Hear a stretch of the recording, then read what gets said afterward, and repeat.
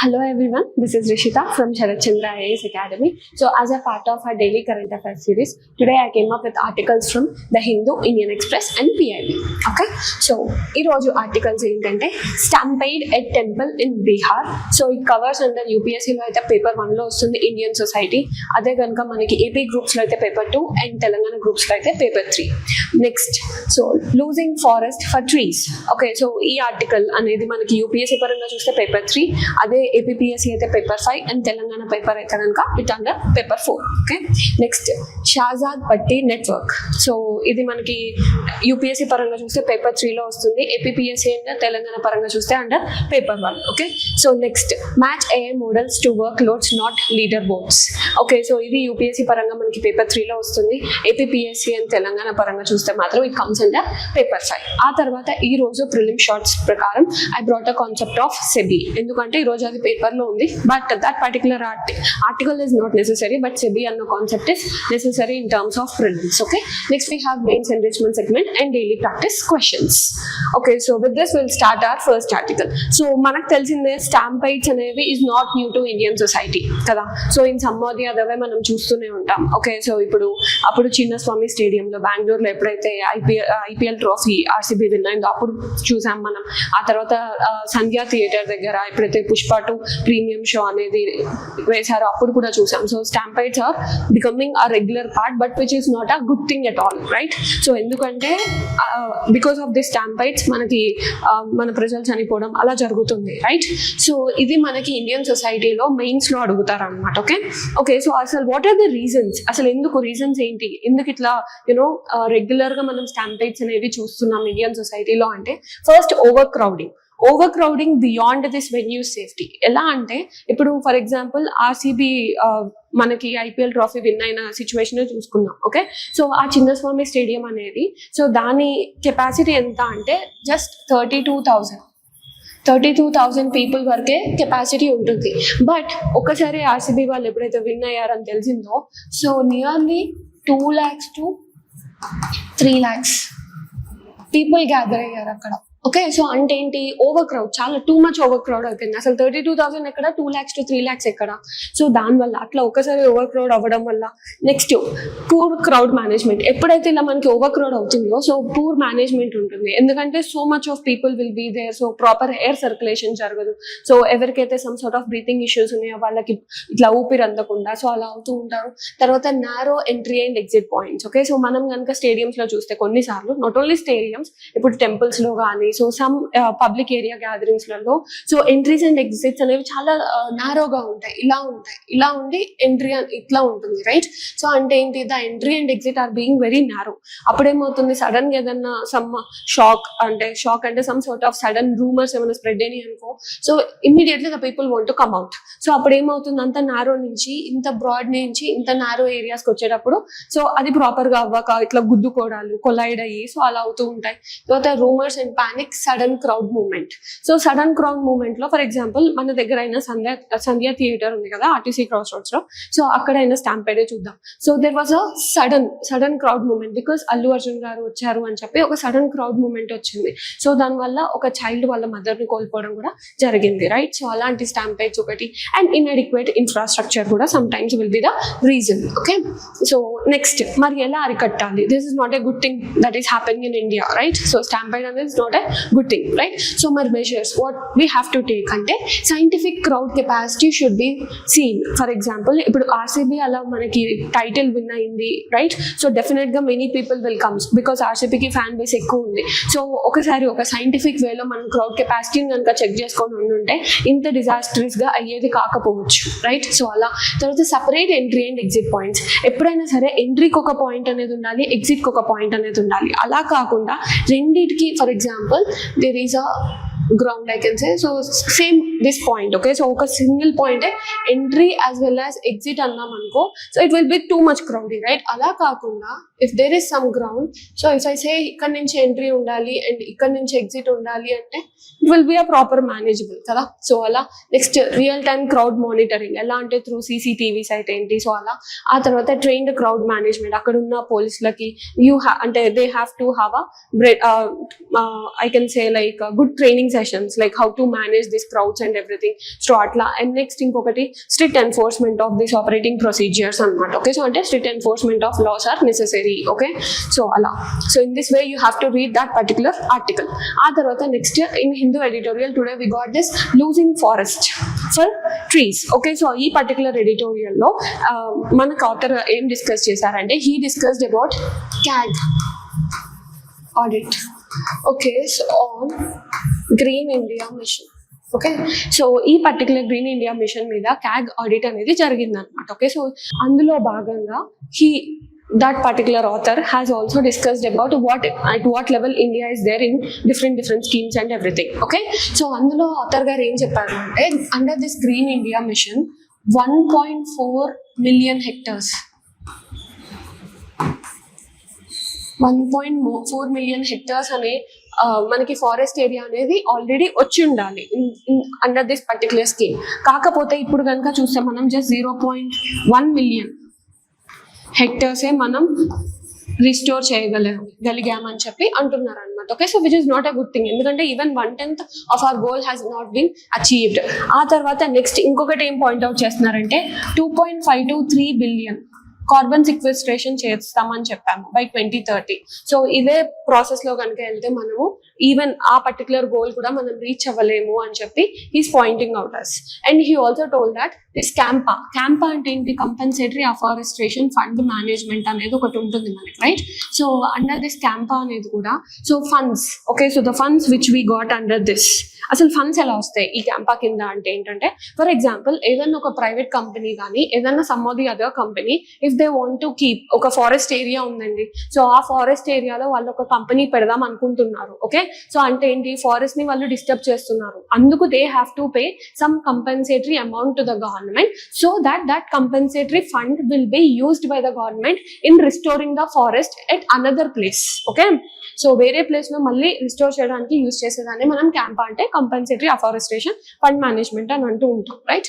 So ఆ particular authority అయితే ఈ ఫండ్స్ ని కూడా ప్రాపర్ గా యూజ్ చేయట్లేదు మనము అని చెప్పి ఈ ఎడిటోరియల్ లో that author is saying that India should strengthen. Okay, so it's activities in terms of forest restoration. మనం we are losing forest for trees అంటే ట్రీస్ ఎన్ని పెడుతున్నామని కౌంట్ చేసుకుంటూ మనం అసలు ఇంపార్టెంట్ అయిన ఫారెస్ట్ లని మనం మర్చిపోతున్నాం అని చెప్పి he's pointing out India.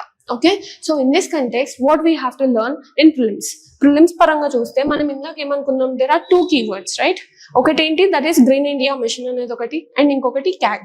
So ఈ రెండు అనేవి మనకి important in prelims point of view from this particular editorial. Okay, so ఈ గ్రీన్ ఇండియా మిషన్ అనేది it's a key component of Indian national action plan on climate change.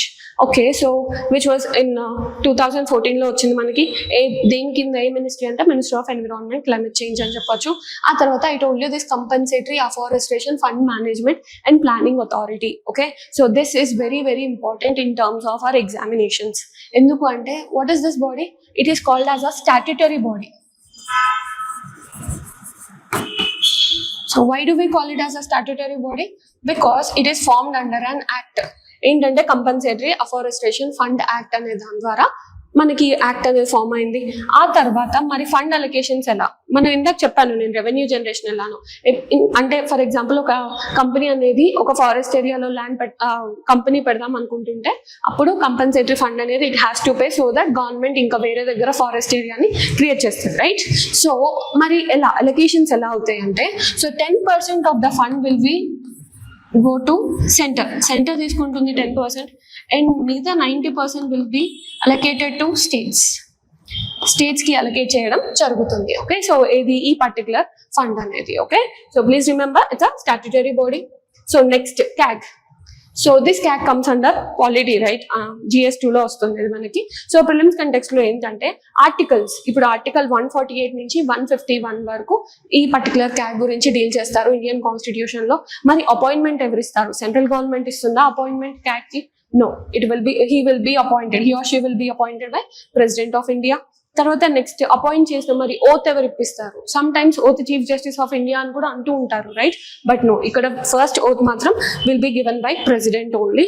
So ఆ తర్వాత మరి ఏ టైంలో అతను రిటైర్ అవుతారు అంటే his tenure will be 6 years, not 5 years. Okay, so కొంతమంది అందరికీ 5 అనేది గుర్తుంటుంది బికాస్ లోక్సభ అనేది 5 అని అనుకుంటాం, రైట్? బట్ నో, క్యాట్ కి 6 years or 65 years of age which ever is earlier అనమాట. ఓకే, సో మరి రిమూవల్ ఎలా అంటే బికాస్ అతను గవర్నమెంట్ డాక్యుమెంట్స్ ని ఆడిట్ చేస్తారు కాబట్టి some sort of security of tenure is necessary for him, right? So అందుకు removal process same supreme court judge and high court judge ఎలా అయితే రిమూవ్ చేస్తారో ఈవెన్ క్యాట్ ని కూడా అదే ప్రాసెస్ లో రిమూవ్ చేయాలి. అంటే ఏంటి? Some sort of special majority is needed. అంటే ఏంటి? It is not like he can be removed very easily, right?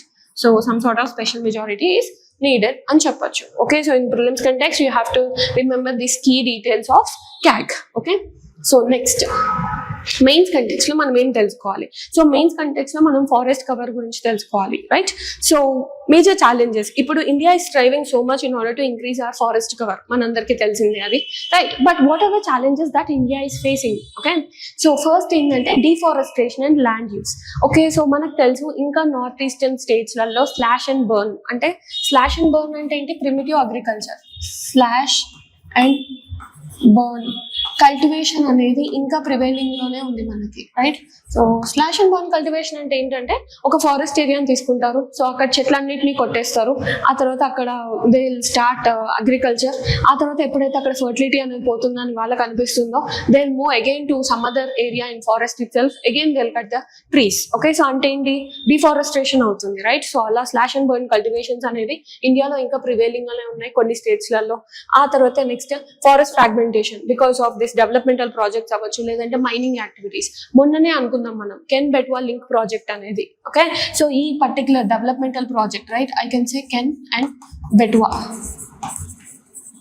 Link project వల్ల అక్కడ ఉన్న పర్టికులర్ ఫారెస్ట్ ఏరియా అనేది కొంచెం క్లియర్ చేయాల్సి వస్తుంది. సో అలాంటి ఆస్పెక్ట్స్లలో next forest fires. Okay, so forest fires మనం last year and last year, okay, so Uttarakhand లో ఫారెస్ట్ ఫైర్స్ అనేవి అయినాయి, రైట్? సో అలాంటి examples you can write for this. Okay, so Uttarakhand forest fires.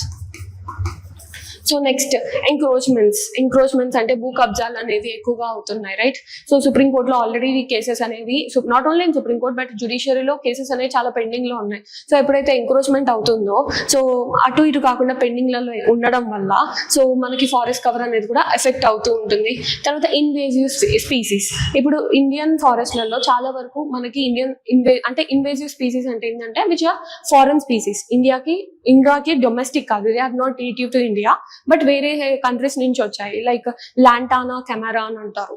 Okay, so these type of invasive species వల్ల ఏంటంటే they act like a weed. Okay, అంటే ఏంటి? Native species అన్నిటిని మొత్తానికి డిస్ట్రాయ్ చేస్తూ ఉంటాయి. ఓకే, సో అవి స్ప్రెడ్ అవ్వడానికి మిగతా వాటన్నిటిని చంపేస్తూ ఉంటాయి ట్రీస్ ని. దానివల్ల ఏంటి? ఫారెస్ట్ కవర్ అనేది కూడా డిస్టర్బ్ అవుతుంది మనకి అని చెప్పొచ్చు. Okay, so next, so then what government is doing? Okay, so మరి గవర్నమెంట్ స్కీమ్స్ అనేవి ఉన్నాయి మనకి అంటే first we know that green India mission అనేది ఒకటి, తర్వాత క్యాంపా అనేది ఒకటి, తర్వాత next Nagar Van Yojana. Okay, so అంటే ఏంటి? For the development of this forest in urban lands. తర్వాత national afforestation programme. Okay, next is submission of agroforestry. Okay, so these are the schemes that you can mention in your mains exams. Okay, so because challenges రాసినప్పుడు అలా అని చెప్పి Indian government ఏం చేయట్లేదు అని కాదు కదా. So to substantiate that particular point that India is doing something in terms of forest cover అని చెప్పి you can right this government measures. Okay, so next, so our next article is about the Shahzad Bhatti network. Okay, so ఈ Shahzad Bhatti network అనేది ఏంటంటే, so there was a statement told by our home minister that in 14 states terrorist activities were planned. Okay, so for this particular Independence Day, మనకు తెలిసిందే ఇది 80th Independence Day, right? So even terrorists also they'll think like, okay, we'll do some night hacks. Okay, so in 14 states they were silenced. Okay, so అంటే ఏంటి? Under zero tolerance policy కింద these activities were stopped అని చెప్పి చెప్తున్నారు. So ఆ particular తరహాలో మనకి group అనేది నెసెసరీ అనమాట. Okay, so we learn in prelim context what is that particular group. Okay, so ఇప్పుడు ఈ షాజాద్ భట్టి నెట్వర్క్ అంటే ఏంటంటే it's a Pakistan based ISI backed terror organisation అని చెప్పొచ్చు, which plans terrorism activities in India. Okay, so మరి ఏ acts కింద దీన్ని బ్యాన్ చేస్తారంటే under unlawful activities prevention act, లేదంటే ఎక్స్ప్లోజివ్ సబ్స్టాన్సివ్ యాక్ట్ అని చెప్పొచ్చు. ఆ తర్వాత నెక్స్ట్ ఆర్మ్స్ యాక్ట్ అని, సో అలా కొన్ని యాక్ట్స్ ద్వారా this was boycotted. So next మరి మెయిన్స్ కంటెక్స్ట్ లో మనం ఏం తెలుసుకోవాలి అంటే, so what are the major challenges in handling of terrorism in India? Okay, so ఎందుకంటే ఇండియా is seeing ఇప్పుడు పహల్గమ్ టెర్రర్ అటాక్ అనేది అయింది. Okay, so we can't even forget that particular incident because it is very disturbing to India కదా. So అసలు what we can do అంటే అసలు ఎందుకు ఇంకా టెర్రరిజం యాక్టివిటీస్ అనేవి పెరుగుతున్నాయి. ఓకే, సో ఛాలెంజెస్ ఏంటి అంటే, ఒకటి cross border terrorism. Okay, so India అనేది పాకిస్తాన్కి ఎలా ఉంటుందండి? You observe, I'm just drawing a diagram. So yeah, so ఈ పర్టికులర్ ఏరియాలో ఉంటుంది right Pakistan. So cross border terror attacks పాకిస్తాన్కి ఎలా ఉంటుందంటే, in some or the other way we have to disturb India. Okay, so example is like Pahalgam attack. So because India is growing a lot, so definite గా ఏదో ఒకటి చేయాలన్నట్టు they will do that. ఆ తర్వాత terror financing. Okay, so terror financing ఎలా అంటే, so if you consider this as India,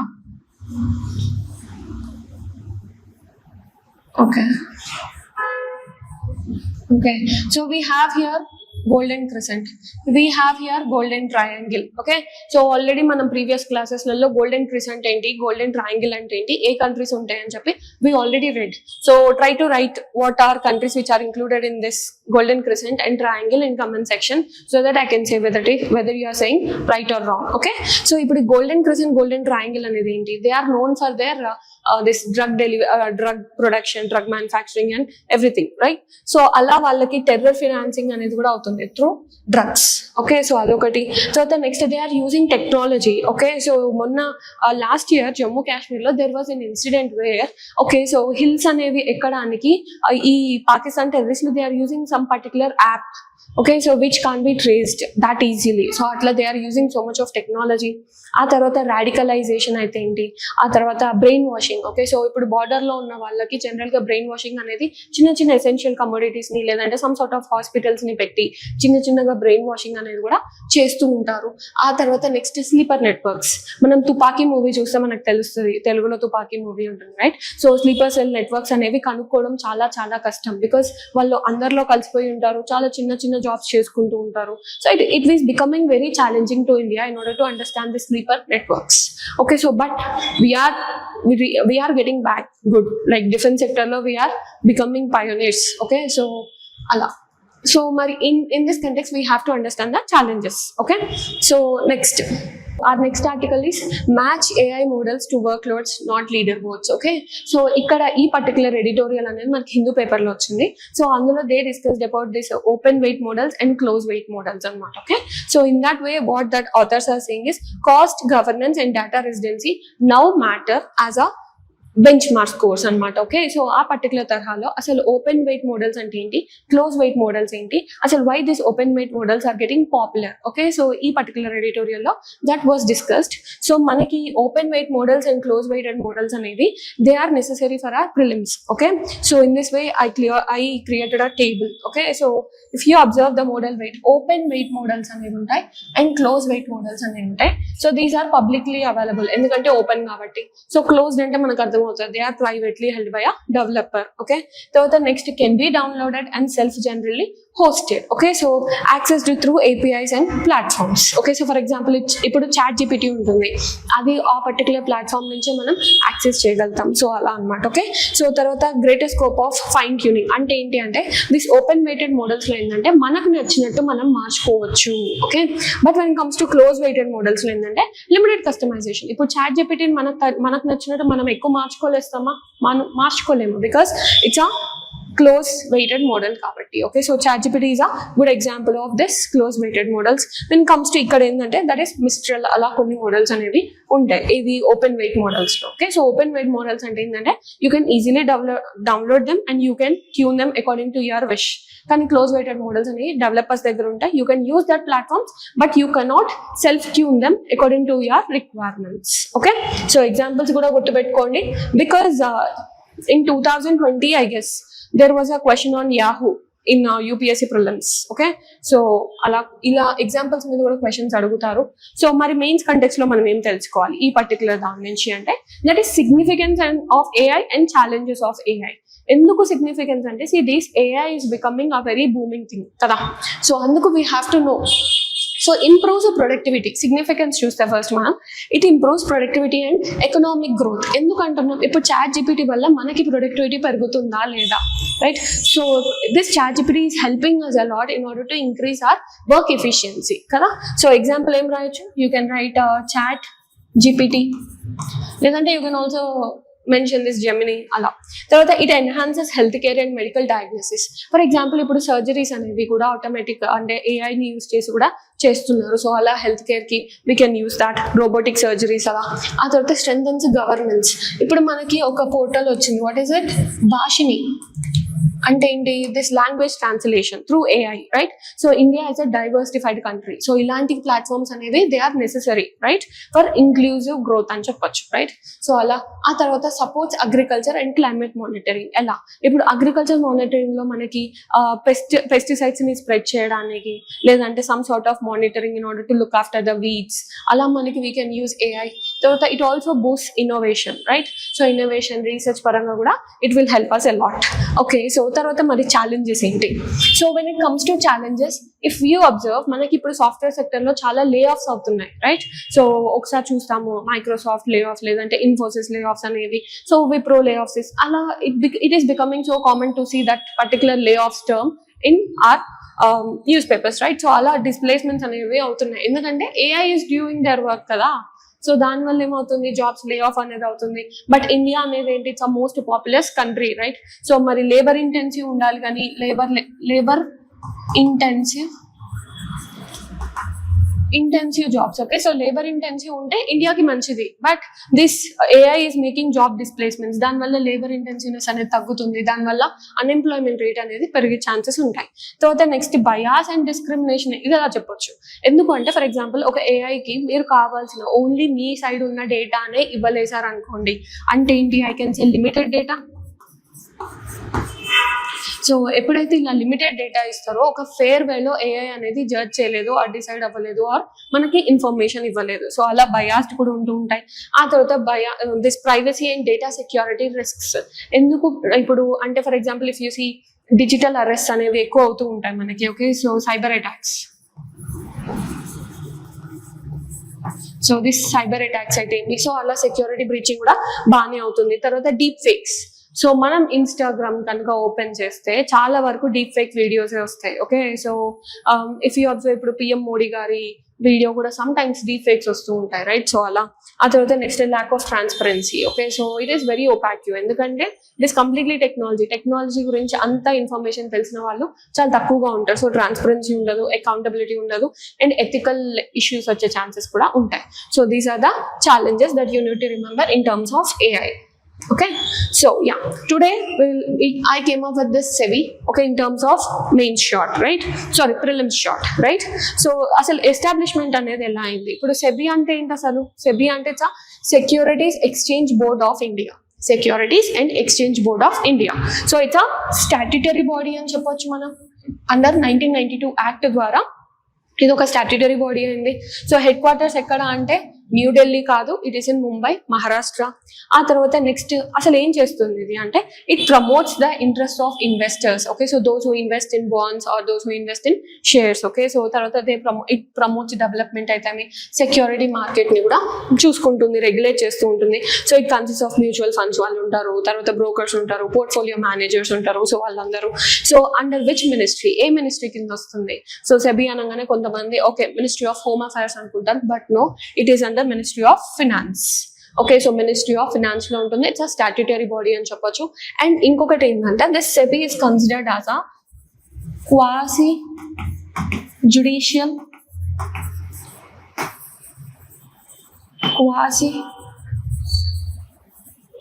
executive. Okay, so quasi judicial అని అంటూ ఉంటారు, కొన్నిసార్లు క్వాసీ ఎగ్జిక్యూటివ్ అనేది కూడా ఉంటుంటారు, because SEBI is a powerful body I can say. Okay, so done. Next, so ఈ రోజు మెయిన్స్ ఎన్రిచ్మెంట్ సెగ్మెంట్ లో I brought up the term called frivolous industries. Okay, so what does this mean? Okay, so మనకి editorial లో first హిందీలో ఇదే కనిపిస్తుంది. So frivolous industries అంటే ఏంటంటే which are not a part of this main cycle like food, infrastructure, medicine. Okay, so అంటే fundamental వాటిలలో కాకుండా some sort of entertainment, okay, లేదంటే some sort of style, recreation side ఉన్న ఇండస్ట్రీస్ ని మనం we call it as a frivolous industries. Okay, so అలా అన్నమాట. Okay, so next, so today's quote of the day is Atmanirbhar Bharat. Okay, so నేను AI మీద తీసుకొచ్చాను. So this was told by our honourable prime minister Narendra Modi garu. So ఎందుకంటే AI మీద you can expect questions in science and tech అనమాట. Okay, in terms of mains. So start a question with this, it will give you better marks. Atmanirbhar Bharat in AI means India writing its own code for digital century, because we know digital century has already started. And in this digital century, India needs to get pioneers. Okay, so Allah, with this quote you can start. So next, so prelims MCQs anamata. Okay, so I brought an MCQ on AI. Okay, so try to pause the video and try to answer it. Next, so SEBI mida. Okay, so next one I brought on this SEBI. Okay, so next, if you observe a mains question of yesterday's, so that I'll discuss this and I'll give you today's question as well. So West Asia is strategically vital for India's energy security, economic interest and geopolitical influence. ఇవన్నీ నేను నిన్న discuss చేశాను, right, సిగ్నిఫికెన్సెస్లలో if you observe. So మనం first intro చూద్దాం. Okay, so intro west ఏషియాలో ఎలా start చేయొచ్చు మనం? In some or the other way you can start by saying like west ఏషియాలో రీసెంట్ గా మనకి మన కమర్షియల్ షిప్ అనేది గాట్ సంక్. ఓకే, సో అలా కమర్షియల్ షిప్ అనేది సంక్ అయింది. సో అలా వెస్ట్ ఏషియాలో క్రైసిస్ జరుగుతుంది అన్నట్టు. ఆ తర్వాత నెక్స్ట్ బాడీలో ఫస్ట్ ఏం అడిగారు, vital for Indian energy security. Okay, so అంటే ఏంటి significance, right? So energy security, energy పరంగా ఎనర్జీ సెక్యూరిటీకి మనకి ఏం రాయొచ్చు, like 50-55% of this crude oil imports అనేవి అవుతున్నాయి మనకి, రైట్? ఆ తర్వాత నెక్స్ట్ జియో పొలిటికల్ ఇన్ఫ్లుయెన్స్ అంటే ఏంటి, like I can say this ఐమెక్ corridor. Okay, so ఐమెక్ corridor కి వాళ్ళ హెల్ప్ అనేది నెసెసరీ మనకి. ఆ తర్వాత నెక్స్ట్ ఎకనామిక్ ఇంట్రెస్ట్ అంటే trade. Okay, so in terms of this jewellery sector. ఆ తర్వాత next you can also mention about remittances, that India is getting like 30-35% of this remittances. Okay, so tarvata next we have challenges. So rivalries pose significant challenges, right? So challenges enti, that is frequent wars.